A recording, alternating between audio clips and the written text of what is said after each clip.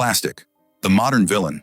It clogs oceans, chokes wildlife, floods landfills, and for decades we've heard the same message. Plastic is the problem. But what if that's not entirely true?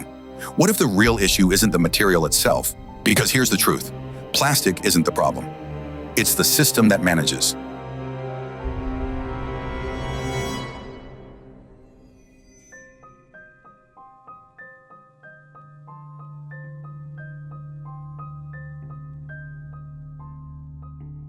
Plastic was once a miracle.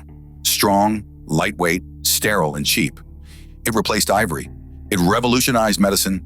It made goods more affordable than ever. But while industries innovated around making it, they never planned for what happens after we throw it away. No recovery strategy, no circular design, no reverse logistics. And as plastic exploded into every corner of our lives, the waste crisis wasn't born from the material. It was born from neglect. But the real problem was always the failure of the system.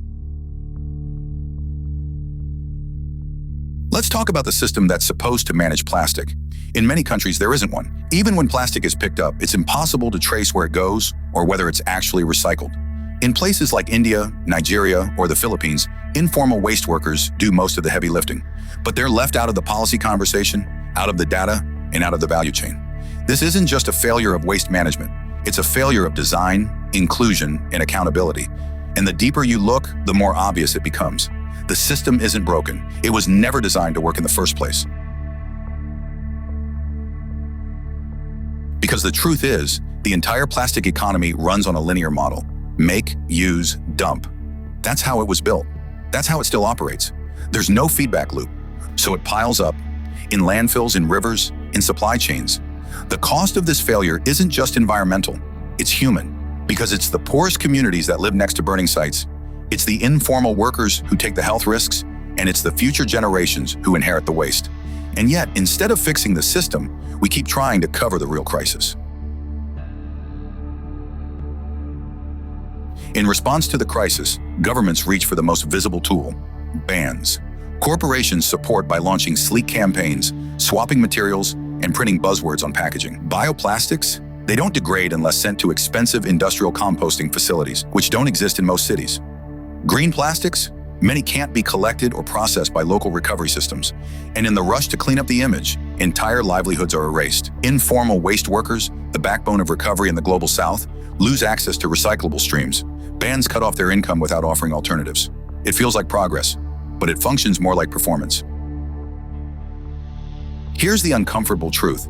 The problem isn't plastic. It's how we deal with it. And if the system is what's broken, then systems are what we need to fix. Not just legislation, but logistics. Not just pledges, but proof. We need systems that track where plastic goes, verify what's recovered. Because a piece of plastic doesn't become harmless when it's banned.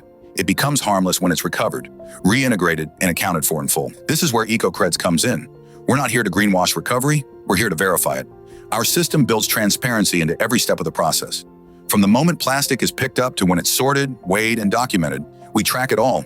Because environmental impact doesn't start at the factory, it starts in the field, with waste pickers, micro-recyclers, and circular supply chains that have been ignored for too long.